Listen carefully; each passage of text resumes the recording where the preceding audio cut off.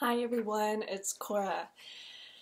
Sorry I did not post a video last week. I was out on vacation in Colorado. I went with one of my friends and we went camping and all around Boulder and Denver, Colorado Springs, like all around like 3 hour radius from Denver, and it was so much fun. So yeah, anyways, I am now on week 4. I'm on the 4th week of being on Wellbutrin, so that means next week it will be a full month. So I think I'm finally done with the preliminary stages. I feel really great today, and I just felt like really great the last couple of days.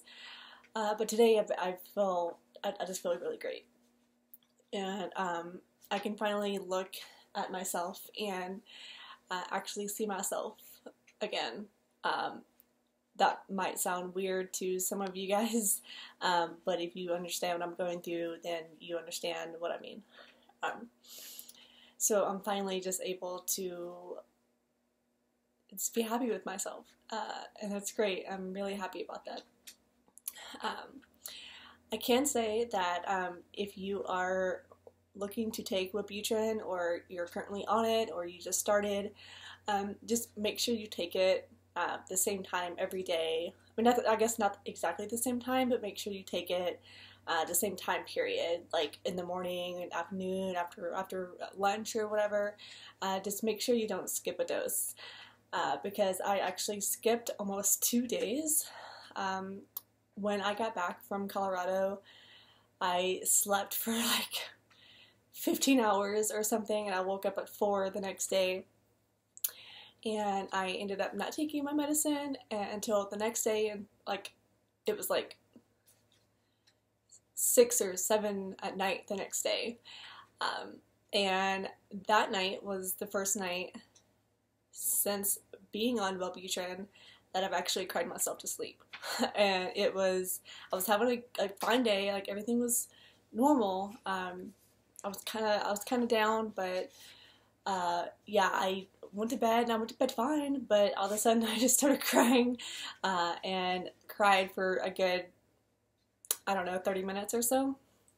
Basically cried myself to sleep. So just make sure you take it, otherwise you might have a little episode like I did. And it's funny because I got something in the mail today from my healthcare provider, Anthem, about Wellbutrin, and it's suggestions for you, and it basically says to take it as prescribed, and a couple little points here. It says take Wellbutrin exactly as your doctor directed. You may need to take Wellbutrin for as little as 2 weeks or as long as 2 months before you start feeling effects. And this is like week 4 now, or tomorrow is going to start week 4, and I hope that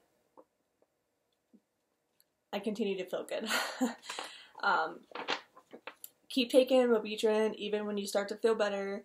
Most people need to take this drug for at least 6 to 9 months after symptoms improve. That's typical. And of course, make sure your doctor knows, like everything else that you're taking. You know, he or she should. And of course, see your doctor for regular follow-ups. I plan to see mine once a month, just to let him know how I'm doing. I'm gonna wait it out a few months to see how this is. I may consider bumping my script up to 300. So we'll see. We'll see what's up. And the last point is, if you're taking Wellbutrin for depression or anxiety, talk to your doctor about additional treatments that can help you, such as counseling and talk therapy. These treatments can also help manage your symptoms. Alright, so let's talk about that. When I met with my doctor, I guess promised him that I would look into a new therapist in this new area since I'm new here. I had one when I was in Nashville, and she was fantastic. And she helped me get through a lot of really deep-rooted issues that I had that I didn't really even realize that was bothering me. So yeah, so because of that, I'm like a pro believer of therapy, and therapy does help, and it doesn't have to be like, it doesn't have to be, you know, therapy isn't just for people who are depressed or people who have like severe mental disorders or like any of that stigma that people say. People seek out therapy just for stress, for work, or for just everyday life. Like, therapy is great. So yeah, anyway, so back to my story. Before I went to Colorado, I reached out to a new therapist. I reached out to the therapist and made an appointment. I think that was my last video. So I made an appointment, came back, and long story short, she had a lot of red flags, and I'm not going to go with her. The first time I tried to find her, I went to her office building. I couldn't find her office. Like, she wasn't answering her phone. Just like giving me the runaround. Like, I had no idea like what was going on, where I was at, and like someone with like anxiety, that is not good to do for someone with that. So like I just basically just had like just a panic attack. It's like whenever something is like super stressful, I'm just like, no, like I just rather go somewhere else. It was really overwhelming, and like my chest gets really tight. Anyways, that's a different story. And so she didn't call me back until the next day at like 10 or 11 a.m. And she's like, hey, sorry I didn't get your phone messages. You know, it's weird, something's wrong with my phone. If you want to come in today, you know, let me know and I can meet you. You know, I usually don't meet on Saturdays, but I can meet you. I'm like, all right, fine. I'll give you one more chance, and I'll go try to find you. And then she like updated, she had the wrong address on her profile. And so like she went and updated that and like put a suite number, which I know it was not there yesterday or the day before, because I looked everywhere. I looked on Google Maps. I like went everywhere trying to find her. No luck. She didn't answer the phone either, so whatever.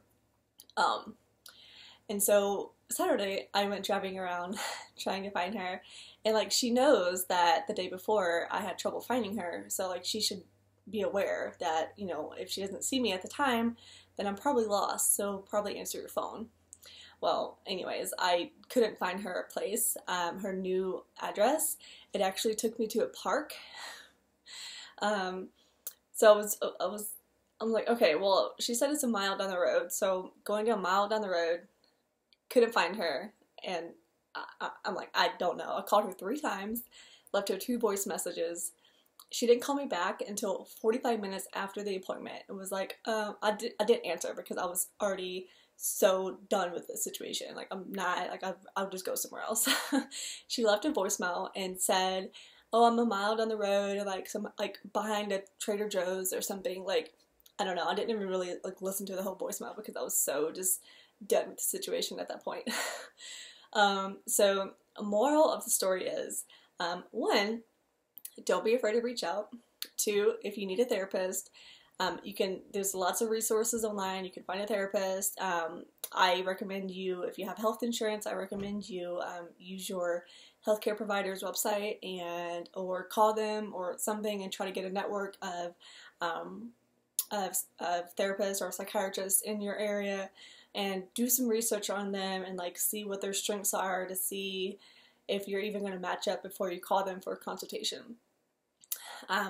3, you can also just ask your friends and see if you can get a referral from your friends, because that's what happened to me. I posted this ridiculous story on Facebook. I'm like, I can't believe this happened to me.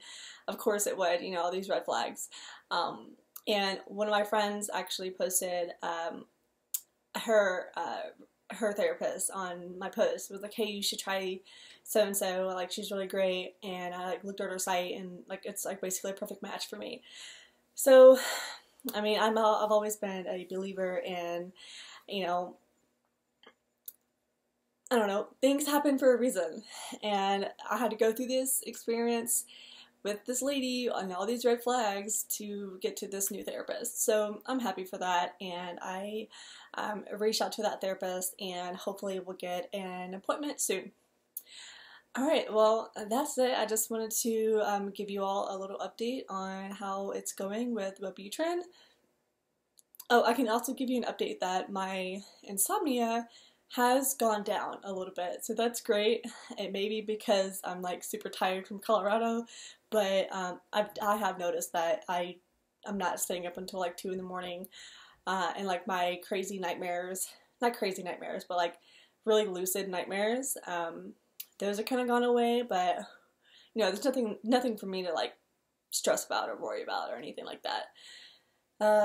Yeah, so that's it. Thanks, guys. Bye. Come here. Come here. Come here. Come here. Come here. Say bye.